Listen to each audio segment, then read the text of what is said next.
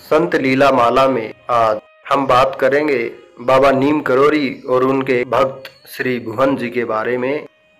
इस प्रसंग में हम देखेंगे कि कैसे बाबा नीम करोली अपने भक्तों पर आई हुई विपत्तियों को, परेशानियों को कैसे खुशियों में बदल देते थे। डॉक्टर साहब बताते हैं कि लगभग 75 वर्ष पूर्व नीम करोली महाराज के उत्तराखंड आगमन से ही उनके निकटतम कृपा पात्र रहे परिवार का सदस्य होने से महाराज की अनेक लीलाओं का साक्षी अथवा श्रोता होने का मुझे सौभाग्य मिला है।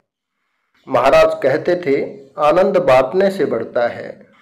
तो महाराज की अनकही लीला धारा का प्रसाद आपके लिए प्रस्तुत है।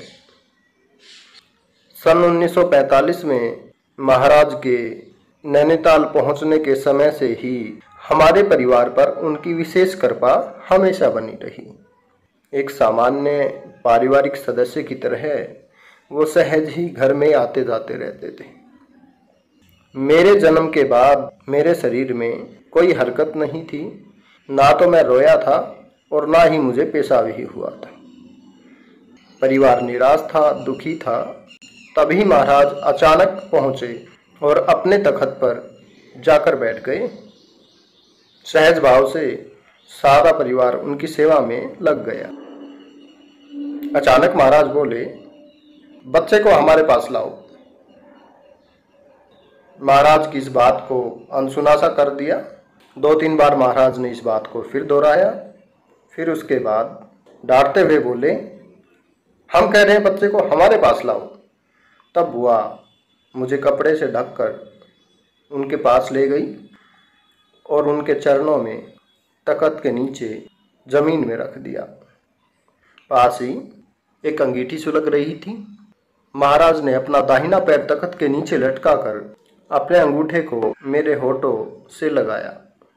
कुछ क्षण बाद मैं उसे चूसने लगा तो महाराज ने मुझे उठाकर अपनी गोद में ले लिया। कहते हैं, मेरे सिर में हाथ फिराते हुए उन्होंने कहा, हमारा बेटा है नीमी, डॉक्टर बनके सेवा करेगा, डॉक्टर बनके सेवा करेगा।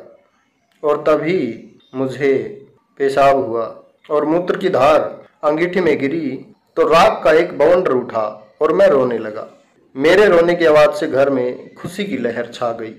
पैदा होने के साथ ही उनसे प्राणदान, उनकी गोद, उनका आशीर्वाद, नाम और फिर भविष्य का काम मिल गया मुझे। कालांतर में उनका दिया नाम नीमी, स्कूल में जाकर निर्मल और फिर बाद में डॉक्टर निर्मल चंद्र मुंगली हो गया। उनके आदेश से चिकित्सा सेवा करते हुए 43 साल बीत गए हैं। न जाने कितने मरीजों को मैंने विषम बीमारियों से आश्चर्यजनक रूप से ठीक होते देखा है। उनके जीवन काल में कई लीलाओं का मैं साक्षी रहा हूँ और उनकी वो कृपा लीला आज भी यूं ही जारी है।